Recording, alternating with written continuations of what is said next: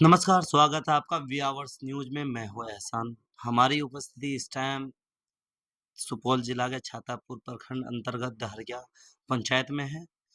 इस time PACS अध्यक्ष का ज़ोरों-शोर से जो है पूरे बिहार में जो है 11 तारीख से लेकर के 13 तारीख तक नामांकन जारी है और हर एक जिला के हर एक प्रखंड तहसील में जो है सभी पैक्स के जो अध्यक्ष के रूप में जो नामांकन कर रहे हैं, सभी लोग नामांकन दे रहे हैं और हमारी उपस्थिति इस टाइम जो है सुपौल जिला के डहरिया पंचायत में है, जो छातापुर प्रखंड अंतर्गत आता है।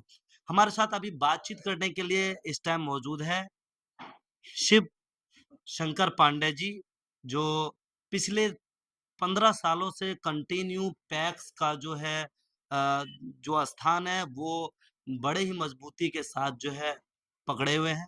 इनसे जानने का प्रयास करते हैं, कहीं न कहीं इनका जो है दबदबा पूरे क्षेत्र में जो है, पूरे पंचायत में है, जभी 15 सालों से इनको जनता का प्यार मिल रहा है।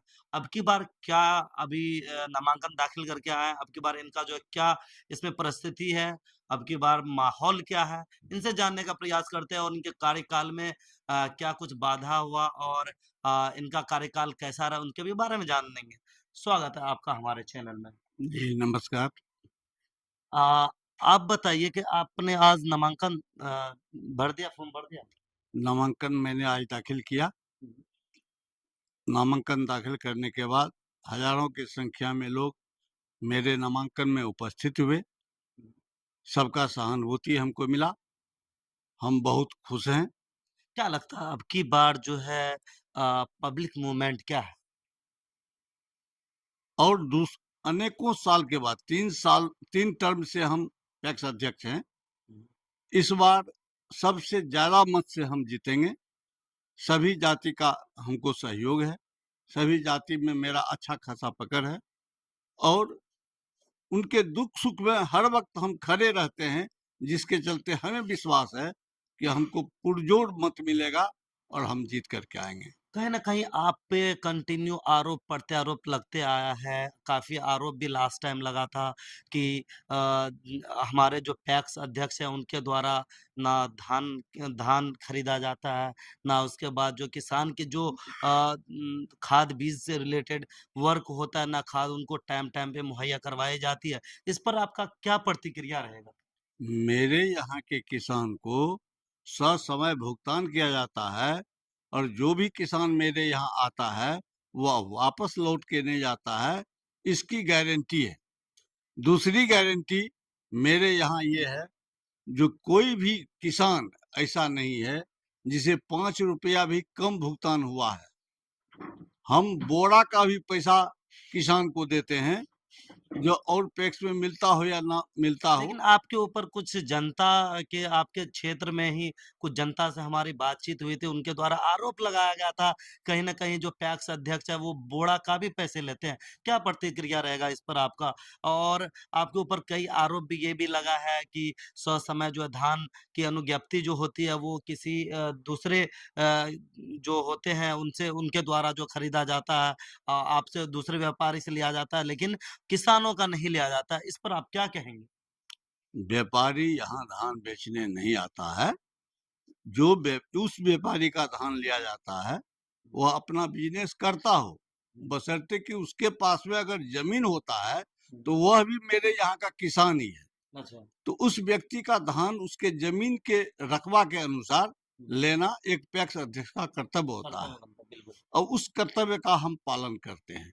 मतदाता बिजनेसमैन भी होता है, मतदाता किसान भी होता है, माता मतदाता धान काटने वाला एक गरीब भी होता है, जो मजदूरी अगर उसको मजदूरी के रूप में जो धान मिलता है, वह मेरे यहाँ बेचने के लिए आता है और हम उसका धान लेते हैं। अब की बार जब आपको जनता मौका देती है, तो क्या आप जितना आप 15 सालों में काम किया आपने उस पे उससे कहीं अटल होकर के काम करेंगे? बिल्कुल करेंगे और आपको शायद मालूम होगा, खाद का सवाल आपने उठाया, आपको मालूम होगा पूरे बिहार में सभी पैक्स का लाइसेंस अभी बंद है, क्योंकि समय पर जो है इफ़को कंपनी को का डील बिहार सरकार से नहीं हुआ। जिसके चलते सबका लाइसेंस कैंसिल हो गया। फिर नया सिरा से लाइसेंस बनने वाला है। लाइसेंस डहरिया पैक्स का बनेगा और किसान को ससमय खाद का आपूर्ति किया जाएगा, जिस तरह से पहले किया जाता था। कहीं न कहीं आपके ऊपर लास्ट टाइम भी आरोप और कुछ जनता भी आपके ऊपर आरोप लगाते हैं कि उनके जो काम करने का तरीका था वो कहीं न कहीं गलत था और उसके द्वारा जो है फिर आला अधिकारी के द्वारा आपका लाइसेंस को जो है निलंबित कर दिया गया था। इस पर जो कटाक्ष आपके ऊपर किए हैं उस पर आपका क्या प्रतिक्रिया रहेगा? श्रीमान, मेरे ऊपर जो आरोप लगा, पंचायत में पक्ष और विपक्ष दो तरह का लोग होता है। विपक्ष का काम है हारने के बाद पक्ष वाले के विरुद्ध में आरोप लगाना। उनका काम है आरोप लगाना, मेरा काम है आगे बढ़ना, समाज सेवा करना। हम समाज सेवा करते हैं, विरोधी हमको फंसाता है। यही स्थिति है, जिसके चलते अगर कोटा जाने से जन वितरण का लाइसेंस अभी रुका हुआ है, जिसके चलते समाज को घाटा है। वह घाटा देने वाला व्यक्ति कभी भी समाज में उठ नहीं सकेगा और हम चौथी बार पैक्स अध्यक्ष के रूप में बन करके आ रहे हैं। यह उनके लिए चुनौती है, विरोधी लोगों के लिए। अब की बार आप जनता को क्या कहना चाहेंगे? आपके तरफ से क्या संदेश रहेगा? कहीं न कहीं आपका जो 15 साल का कार्यकाल है, कुछ उसमें से कुछ जनता जो है नाराज़ भी है और कुछ जनता कहीं न कहीं जो है आपके प्रति है, जब भी आप पिछले 15 सालों से आप जीतते आ रहे हैं और अब की बार जो चौथी टर्म में आप फिर से खड़े हुए हैं, आपने नामांकन दाखिल किया है, इस पर उस जनता के प्रति आपका क्या प्रेरणा रहेगा? मेरा यह अंतिम कार्यकाल होगा। हम चौथी बार चुनाव लड़ रहे हैं और जीतने के लिए ही लड़ रहे हैं और जीतेंगे भी।